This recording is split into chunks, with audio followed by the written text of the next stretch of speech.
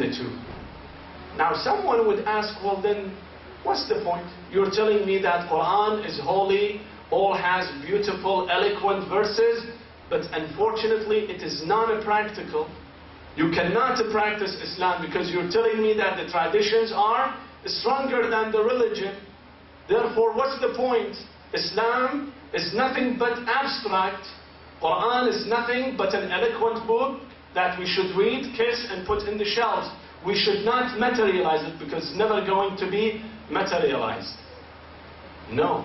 Rasulullah sallallahu alayhi wa told us, you want to adopt the system? Here is a way. You want to adopt Quran and get the Islamic teachings and Islamic rulings to move and to be materialized? Here is the way. إِنِّي تَارِكُمْ فِيكُمُ الثَّقَلَيْنِ كِتَابَ اللَّهِ وَعِتْرَةِ أَهْلَ بَيْتِ. You would like to have a successful life? Here is the life.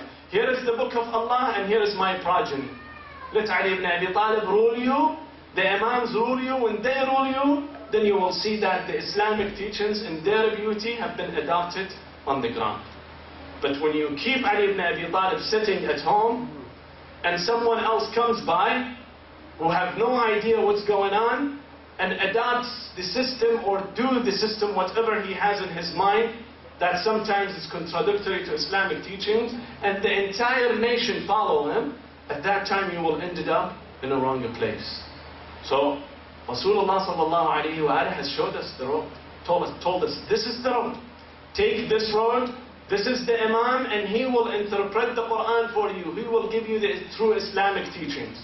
And then you will see the beauty of the system. But unfortunately that did not happen. Therefore you see Ali ibn Abi Talib alayhi salam in his prayers, and he was the Khalifa. He was the commander-in-chief of staff. He was the commander of the army. Someone from Khawarij in the back lines of the prayers, while Ali ibn Abi Talib is doing his prayers in Jama'ah, someone from Khawarij stands up and say, لَإِنْ أَشْرَكْتَ لَيَحْبَطَنَّ عَمَلُكَ وَلَقَدْ أُوحِيَ إِلَيْكَ وَإِلَى الَّذِينَ مِنْ قَبْلِكَ لَيَحْبَطَنَّ عَمَلُكَ. Accusing the head of state, Ali ibn Abi Talib, of being a mushrik. In the prayers, Ali ibn Abi Talib listens to him. Again the man repeats the ayah one more time. Ali ibn Abi Talib listens to him. For 3 times Ali ibn Abi Talib listens to him, and Ali ibn Abi Talib is the commander of the army, the head of the entire state, the head of the entire empire, the Muslim empire.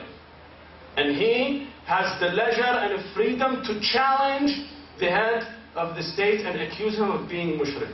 Eventually Ali ibn Abi Talib alayhi salam replies him through ayat, does not do anything. Says, فَاصْبِرْ إِنَّ وَعْدَ اللَّهِ حَقٌّ وَلَا يَسْتَخِفَّنَّكَ الَّذِينَ لَا يُوقِنُونَ. So simple. This is called the adaptation of Islamic system. Has any ruler have faced this? Would he be quiet? Or he would cut out his tongue and would kill the man? But here what Ali ibn Abi Talib is doing. Therefore Rasulullah sallallahu alayhi wa has told us, you want the Islamic teachings to be similar to your traditions? Take Ahlul Bayt alayhi salam. But the problem is that we didn't do it. Is it the problem of Islam? Is it the problem of Quran that we didn't follow? Or it's our own problem? The problem of the nation that didn't follow Ahlul Bayt? صلوا على محمد وآل محمد.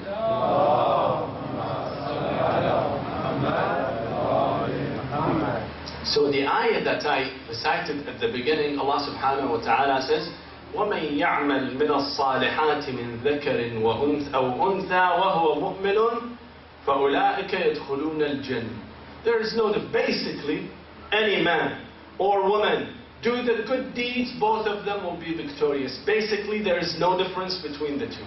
We have many ayat that emphasizes on this. When you're comparing the values of men and women, both are considered the same. يَا أَيُّهَا النَّاسُ اتَّقُوا رَبَّكُمُ الَّذِي خَلَقَكُم مِّن نَفْسٍ وَاحِدٍ. From a single soul, both of you have been created. إِنَّا خَلَقْنَاكُم مِّن ذَكَرٍ وَأُنْثَى. There is no difference between the two. Based on a preference and value, men and women are created the same. Allah subhanahu wa ta'ala, when He mentions the mu'mineen, always mentions mu'minat. وَالْمُسْلِمِينَ وَالْمُسْلِمَات. وَالْمُؤْمِنِينَ والمؤمنات. The male believers and the female believers. والمسلمين والمسلمات والمؤمنين والمؤمنات والقانتين والقانتات والصادقين والصادقات. Eventually أعد الله لهم مغفرة. Eventually if both will comply by the rules, they will be victorious. There is no difference between this and that. Both are considered to be equal. But having said that, still Islam is mindful of some minor differences. What are those differences? The differences in physiology, differences in psychology, in emotions, in biology. Well, this is absolutely well known for everyone, for scientists. If you check the system, the organ system of women versus the organ system of women, you see so many differences. And here Quran says, وَلَيْسَ الذَّكَرُ كَالْأُنْثَى. There are minor differences. The brain of men usually about 10 to 15% bigger than the brain of women. Now the men are more spatial. This is a fact. I'm not joking. This is a fact. So the men are stronger in spatial and mathematics, while women are more inclined for memory and verbal ability, while men lack this one. The heart and lung of men is bigger than the heart and lung of the woman. The kidney of women compared to men, related to their sizes, is bigger. The hormonal differences, for example, the men have testosterone level, and that will cause many functions or dysfunctions if it lacks. And the same you can say about women who have the estrogen, for example, or their genetics. Men from chromosome XY, women from XX. So those are differences. Those are factual differences on the ground. So when Islam comes and differentiates between the two, not based on preferences, rather based on division of labor. You have one is suited for this area, the other one is suited for another area. Everything, brothers and sisters, when you look in this universe, you see it has been created not for no reason. It should have any reason. Can you compare the sun to the moon? You cannot compare the two. Because the moon has a function at night while the sun has a function during the days. The stars have different functions. Therefore, you cannot compare those two. But each one of them have their own specific functions.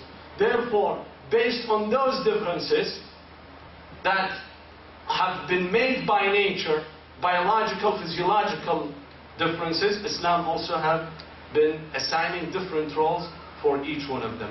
But in fact, in reality, they are the same. Islam believes and optimistic about women more than any other religions, brothers and sisters. Just look at literature. Look at the literature of a Greek. This Western society has been based on a Greek philosophy, right? Christianity and a Greek philosophy. Read the Greek mythology. There is a big epic, I don't know if you have read it or not, it's called Epic of Prometheus. This epic depicts how the gods have created man, and how they were upset with him, and the man has stolen the fire, which was the sign of knowledge and wisdom, and the gods have been upset with him, so they kicked him and threw him to the darkness on earth. Now to punish this, so the god was Zeus, and the man came and stole the fire, the torch, from Zeus, which was the knowledge, and eventually Zeus had found out, kicked him from heavens, sent him to earth. Now to punish him, to punish this man, he sent him a female called Pandora. Pandora, the female, is agent of indecency, agent of wickedness.